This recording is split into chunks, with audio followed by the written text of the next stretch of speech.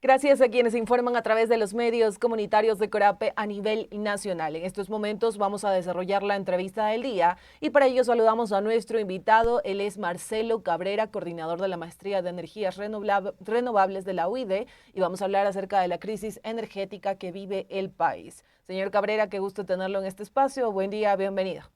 Buenos días, muchísimas gracias a cada uno de ustedes. Gracias por la invitación en poder participar de esta entrevista.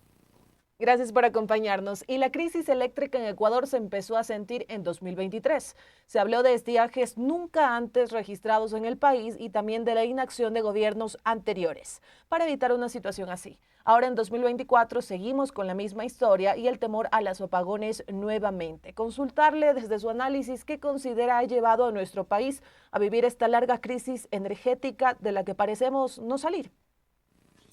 Listo, muchas gracias por la pregunta. Bueno, obviamente hay que ver justamente cuál es la matriz energética de nuestro país. ¿Sí? Hay varios aristas que se pueden topar en este punto de por qué hemos llegado a esta crisis energética. Pues, como mencionaba, no se ha tratado, no se ha gestionado de manera adecuada el mantenimiento de las hidroeléctricas, que si bien es cierto, es la gran dependencia de nuestra energía, y pues se ha puesto a consideración otros proyectos y no están totalmente desarrollados y eso es lo que ha conllevado. Además, el incremento progresivo del consumo de energía a nivel nacional, pues obviamente ha incrementado el número de población y eso conlleva que incrementa también la cantidad de energía que se consume. Obviamente, ahora con los proyectos que se trata de las barcazas, se trata un poco de disminuir o de apaciguar este problema, pero en realidad no es significativo lo que se va a lograr con esto, porque obviamente se genera un impacto ambiental también muy relevante. Y siempre en medio de estos escenarios se habla del estiaje y aquí consultarle un poco de qué depende también esto y si se le puede hacer frente a una situación así que muchas veces también se sale de las manos. Sí, correcto. Justamente el tema del estiaje es proveniente de una de las deficiencias o inconvenientes, desventajas que tiene el uso de la energía hidráulica. Obviamente proviene del calentamiento global, de problemas de usar los recursos fósiles. Entonces esto también va a incrementar la cantidad de contaminación y esto conlleva a que los niveles de los ríos normales pues vayan a sufrir afectaciones. Ya se tienen pronósticos justamente de cómo va a estar el tema de los ríos en diferentes zonas del país y en función de eso pues tratar de generar conciencia y tener también conocimiento de poder generar mantenimientos programados y poderlos ejecutar con la finalidad de que estos se puedan desarrollar en esta época de estiaje. A veces se pueden hacer en épocas en las que se tiene alta cantidad del afluente de los ríos y esto pues puede afectar al desenvolvimiento. Entonces es importante poder hacerlo de manera programada y tener alternativas, no solamente depender del recurso hídrico, sino también de proyectos eólicos en el sur del país. Ya hay varios proyectos que están ejecutándose y están próximos a ingresar. Proyectos fotovoltaicos que también van a generar energía pues, que se puedan conectar a la red. Señor Cabrera, y aquí también consultarle un poco, si bien es cierto, se hablaba de este estiaje que ya estaba viviendo Ecuador y también de la necesidad de que las autoridades tomaran acciones urgentes. Hace unos días vimos al viceministro de Energía decir que Ecuador enfrenta el peor estiaje de los últimos 60 años. Estos estiajes, ¿cuáles son esos signos iniciales que muestra para que en este caso alerta a las autoridades y ya tal vez no se avise tarde de la situación? Claro, entonces en este tema obviamente, como le digo, ya hay estudios, se prevé, se pronostica cierto grado de afectación en este entorno. Entonces, es una desventaja propia de la energía hidroeléctrica. Entonces, es tener una alternativa, un plan B, en el sentido de que puedan utilizar el recurso de la energía eólica, de la energía incluso geotérmica, que lamentablemente en los proyectos pues no está totalmente explotada y en nuestro callejón interandino tenemos varios puntos en los que se puede desarrollar. Únicamente está un poco más adelante el proyecto de Chachimbiro, pero es eso, buscar alternativas, no depender totalmente de la energía hidroeléctrica o un gran porcentaje, sino tener alternativas en temas de energías renovables, porque obviamente la respuesta más rápida es utilizar barcazas, utilizar la energía térmica, pero eso en el ambiente va a generar un impacto y que pues obviamente nos está pasando factura ahora. Y precisamente ya que usted ha hecho referencia a este uso de las barcazas, la barcaza Henry Bay, que generará electricidad, señala el gobierno para enfrentar el déficit energético, ya inició sus pruebas el pasado domingo 8 de septiembre. Aquí conocer un poco cómo ve usted esta acción por parte del gobierno nacional. ¿Cree que es eficiente, que va a ayudar también a sobrellevar un poco esta situación? Claro, como bien sabe, o sea, es para poder sobrellevar este tema de la emergencia energética. ¿Sí? Recordemos que debemos generar casi el doble de la energía para poder satisfacer toda la demanda energética de aquí a unos años adicionales, hasta el 2026 aproximadamente. Entonces, las barcazas en realidad es una solución rápida, pero se tienen que generar proyectos a largo plazo y que generen este tipo de energía. Menciono todo este tema del recurso energético, porque las barcazas, este tema de la generación de energía térmica, es básicamente consumir, quemar un combustible fósil, se van a generar contaminantes, gases de efecto invernadero, que va a agravar el tema de contaminación mundial y pues obviamente estamos en un círculo. Eso agrava el tema de calentamiento, el tema del estiaje y va a haber épocas en las que pues obviamente va a disminuir la cantidad de lluvias en el país. El gobierno nacional se ha hecho un llamado a ahorrar energía en entidades públicas. ¿Cómo ve usted esta medida y también considera que va a tener un impacto importante? Sí, totalmente de acuerdo. El tema de eficiencia energética desde cada uno de nuestros hogares. Poner ese granito de arena para poder ser eficientes energéticamente. Si podemos disminuir nuestro consumo tradicional, normal, pues obviamente eso va a ayudar muchísimo para que este tema de los apagones, del racionamiento de energía eléctrica va a ayudar. Y más aún el tema de empresas, de organizaciones. Obviamente hay empresas grandes que trabajan con el tema de eficiencia energética, de optimizar al máximo el uso de energía y pues que con ese ejemplo varias empresas medianas y pequeñas puedan utilizar. En realidad es un conocimiento sencillo, técnico, pero obviamente que se lo puede aplicar a la organización. Y más que todo es el compromiso que deben tener las empresas y cada una de las personas para poder tener este racionamiento de energía, ¿sí?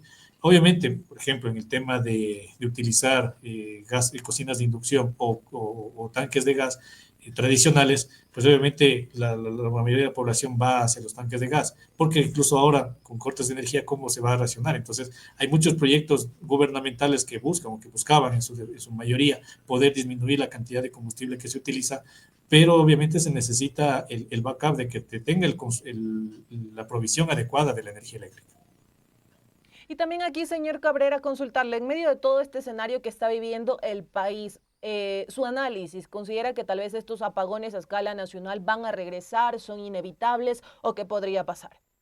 Como obviamente las medidas que se han tomado son para el momento, pues están alargando este tema. Si va a llegar un punto en el que varias hidroeléctricas van a llegar al punto mínimo de cota, de la cantidad mínima de agua que debe tener la represa y van a tener que trabajar así para, pues obviamente, satisfacer la demanda energética de la población. Justamente lo que ocurrió en noviembre del año anterior, en el que empezaron este tema de los cortes de energía, justamente trabajaban al tope, a la capacidad que le daba cada una de las empresas, de las hidroeléctricas, pero esto pues conlleva que también tiene problemas técnicos de fondo, porque obviamente el agua tiene que tener un cierto tratamiento, entonces debe evitar el uso de sedimentos que van a generar problemas en la generación de energía en las turbinas. Entonces, si se va a trabajar al máximo, obviamente va a generar problemas en este tipo por los sedimentos, van a dañar las turbinas y que a la larga pues va a ser más complicado este tema. Entonces, los proyectos deben ser a largo plazo, proyectos eólicos, hidráulicos, que incluso en la actualidad un poco se está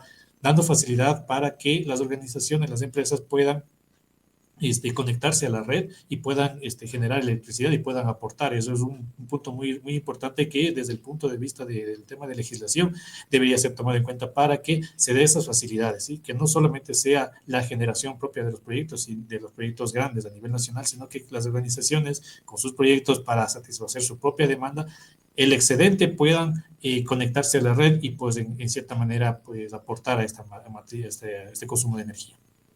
Y ya que usted también ha hecho referencia a la situación que vivimos en los últimos meses de 2023, consultarle en qué se está pareciendo esa situación a la que estamos viviendo actualmente y si quizás podemos volver a esos cortes de largas horas, porque en algunas partes del país se registraron hasta 12 horas de apagones, 8 horas o tal vez en esta ocasión podrían ser menos horas. Claro, justamente por el tema de la disminución de los caudales, pues se prevé este tema de los cortes de energía. Las barcazas van a soportar algo, pero obviamente el tema de tiempo de los contratos que van a tener estas empresas y cómo se van a generar los demás proyectos. ¿Sí? Sería también, como le mencionaba, aprovechar esos tiempos de estiaje y dar el máximo mantenimiento para que puedan utilizarse al máximo cuando empiece a incrementar esto. Entonces, todo depende también de cómo van a ser nuestros consumos. Obviamente fueron pocos días antes en lo que nos comentaron del tema del racionamiento de energía, que prácticamente no se tuvo mucho esta cultura de ahorro energético. Entonces, ahora ya se tiene un poco más de tiempo, ya se tiene la experiencia de lo que pasó el año anterior, y esto es el aprender el día a día, ¿no? Ya nos pasó, ¿qué acciones vamos a tomar como ciudadanos, como organizaciones, para pues racionar el uso de la energía, que es vital en estos momentos? Seguimos en entrevista con Marcelo Cabrera, coordinador de la Maestría de Energías Renovables de la UID. Y también algo que consultarle que está generando dudas y cuestionamientos en la población. Vimos que el presidente Daniel Noboa ordenaba a la policía y las Fuerzas Armadas cuidar en este caso, reforzar la seguridad en las hidroeléctricas de Ecuador. También se habla de estos posibles sabotajes y aquí consultarle desde su óptica, desde su análisis, ¿es posible que también esta situación, estos apagones se den debido a sabotajes? Sí, hay que tomarle con mucho detalle, mucho tino este tema. ¿Sí? No se podría generalizar por una determinada acción, porque le comento, el tema de que se cierre una compuerta no necesariamente es un tema sabotaje, puede ser un tema técnico, porque obviamente que ingresen sedimentos va a generar que se dañe totalmente la turbina generadora de energía y va a generar mayor problema porque va a pararse totalmente la línea. Entonces hay que ver justamente el contexto, ¿sí? Obviamente se podría pensar, ¿no es cierto?, que si estamos en un tema de racionamiento de energía, está la hidroeléctrica funcionando a su máxima capacidad, pero si hay este problema de sedimentos, es lógico que la empresa operadora pues tome esa decisión, pero obviamente es comunicando, ¿sí? Informando con su debido tiempo de por qué las razones de ese cierre de una determinada turbina, de las compuertas para la generación de energía. Entonces, repito, desde el punto de vista técnico. Que pueda ocurrir algún tema interno de sabotaje, pues hay obviamente la parte de Contraloría entrará a investigación. Hay reportes, se deben tener reportes de cómo está el consumo, cuáles son los niveles mínimos de agua. Hay análisis incluso de los sedimentos que va a tener. Entonces, desde el punto de vista técnico, ese es el respaldo. Es decir, no es ningún sabotaje, es este tema y con los reportes necesarios informar a la población cuáles son esta situación. Y le comento justamente porque fue un tema que salió en una de las visitas que se realizó como parte del programa de la maestría y salió justamente este tema y nos explicaba y nos ratificaba justamente lo que le acabo de comentar. Y también aquí consultarle cómo ve usted la situación que se dio el fin de semana, el apagón a escala nacional el sábado 7 de septiembre, porque por ahí también se ha señalado que desde el gobierno nacional se investiga un error humano. Si bien es cierto, se emitió un comunicado y se señaló las causas que podría haber generado este apagón, la población también sigue dudando acerca de estas situaciones y si van a ocurrir sin previo aviso. ¿Qué condiciones se podrían dar para que ocurra algo así? Sí, de acuerdo. Entonces, en este caso, y pues justamente el sábado sí nos tomó a todos por sorpresa, porque justamente, es más, estábamos en clases de la maestría, entre muchas maestrías en clases, muchas actividades se estaban desarrollando con normalidad, y a título personal le comento, estábamos comentando de los apagones y sucedió eso, ¿no es cierto? Entonces, es algo que se puede dar, y pues lamentablemente fue uno de los lugares en los que tiene la gran cantidad de energía eléctrica de nuestro país, y un pequeño error, un mal funcionamiento que generó este corte de energía, repito, por el tema técnico, ¿no es cierto? Entonces, obviamente se está investigando con los reportes técnicos que respalden este tema. ¿Cuál fue la razón por la que se cayó toda esa línea en el austro de nuestro país que generó este inconveniente y que obviamente se vio la afectación prácticamente a todo el continente ecuatoriano? Señor Cabrera, ya en la parte final, para culminar esta entrevista, usted también ha hablado de la necesidad de que los gobiernos repiensen en otras opciones a raíz también de la situación que ha ocurrido en el país a finales de 2023, también esas reflexiones que tiene que dejar. Y siempre hemos visto estos dos últimos gobiernos que cuando ocurre este tema de la crisis energética culpan a las administraciones anteriores. La población también en cierta manera ha mostrado su malestar a través de redes sociales y de diferentes espacios de que ya se deje de culpar a administraciones anteriores y se centre en el problema actual y a futuro. Aquí ya en la parte final esta reflexión para, en este caso, trabajar en esto. Sí, entonces en este sentido, o sea, mi recomendación es siempre estar informados en este tema, la parte técnica, y también es el compromiso del gobierno entrante, del gobierno que está asumiendo, el compromiso del tema energético. Sí, se pueden poner políticas, como les había mencionado en las preguntas anteriores, pero obviamente proyectos que son a largo plazo, ¿sí? Tal vez algunos de los proyectos no se van a culminar en el periodo de gestión de un determinado gobierno, pero está el compromiso de que el siguiente pues tome la posta y siga con ese proyecto energético. ¿Sí? En algunos casos sí se están desarrollando, se han venido desarrollando y en la parte eólica pues se ha avanzado bastante. Entonces, eso que sea de ejemplo de que sí pueden generarse proyectos con la empresa generadora de energía de energías renovables para que siga y se asignen presupuestos, tanto para la fase de exploración, la fase de operación. El tema de mantenimiento es muy importante, no se le puede dejar ahí a todo tipo de generadores, fotovoltaico, hidroeléctrico, eólico. Hay un tema de mantenimiento que debe estar contemplado en el presupuesto anual del tema energético. Entonces, debe ser considerado y que se ejecute en el tiempo adecuado. Pues, obviamente, al ser una institución pública, eso es de conocimiento abierto y pues tener el acceso correspondiente y saber que se están ejecutando de la manera adecuada. Perfecto, muchísimas gracias por acompañarnos en esta entrevista. Que tenga un excelente resto del día. Listo, muchísimas gracias por la invitación y pues hasta una próxima oportunidad. Que pase bien, amigos y amigas. Nos vamos a una pausa. Sigan en sintonía de la radio informativa de Corape, que ya volvemos con ustedes.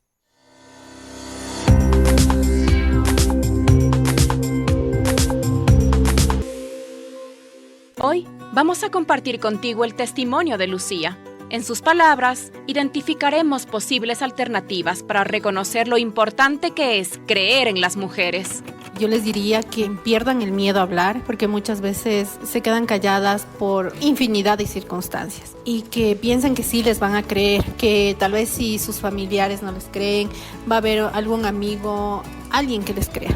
Lucía, ¿qué nos dirías a las mujeres que te estamos escuchando? Que sí se puede salir de esto. Es difícil, es duro, no es una línea recta, hay subidas y hay bajadas, hay días buenos y días malos, pero que al final sí se puede salir del círculo de violencia.